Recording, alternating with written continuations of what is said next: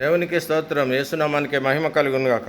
కీర్తన 9:17లో దుష్టులు దేవుని మరచు జనులందరూ పాతాళంనకు దిగిపోవుదురు అంటాడు. యోబు గ్రంథము 21:12-13లో తంబుర స్వరమండలాలను పట్టుకొని ఆ దుష్టులు వాయించుదురు,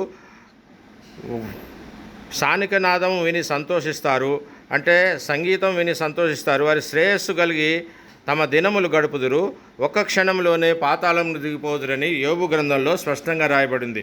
అంతగా దేవుడు నేనే దేవుడిని అని చెప్పినా కూడా వాళ్ళకి అర్థం కాలే. మరి యెషయా గ్రంథం 43:12లో ప్రకటించిన వాడను నేనే, రక్షించిన వాడను నేనే, దాన్ని గ్రహింపజేయువాడెవడునూ లేడు, ఈ దినము మొదలుకొని నేనే ఆయనను అంటాడు, నా చేతిలో నుండి విడిపింపగలవాడెవడు లేడు అంటాడు. 10వ వచనంలో నన్ను నమ్మి మీరు తెలుసుకొనిన దేవుడను నేనే ఆయనని, నాకు ముందుగా వేరే దేవుడు లేడు, వేరే దేవుడు నిర్మింపబడలేదు, నా తరువాత ఏ దేవుడునూ లేడు అంటే దాన్ని గ్రహింపజేయువాడను నేనే అంటాడు. ఈ దినము మొదలుకొని నేనే ఆయనను, నా చేతిలో నుండి మిమ్ములను విడిపింపగలవాడెవడు అని స్పష్టంగా ప్రశ్నిస్తున్నాడు. ఎందుకు ప్రశ్నిస్తున్నాడంటే త్రాగుబోతులు, నరహంతకులు అందరూ నరకంలో పడవేయబడతారు.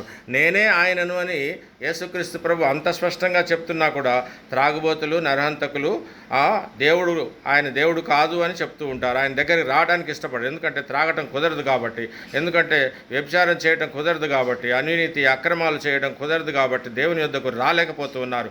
దేవుడు మాట్లాడుతున్నాడు అక్కడ స్పష్టంగా. దేవుడే చెప్తున్నాడు, నేనే ఆయనను, నన్నెవడు నిర్మించలేదు, నన్నెవడు తయారు చేయలేదు, ఆది నుండి నేనే ప్రత్యక్షమవుతూ వచ్చాను.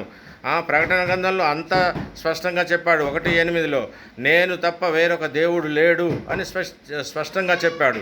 నేను తప్ప ఇంకెవరు నీకు ఉండకూడదు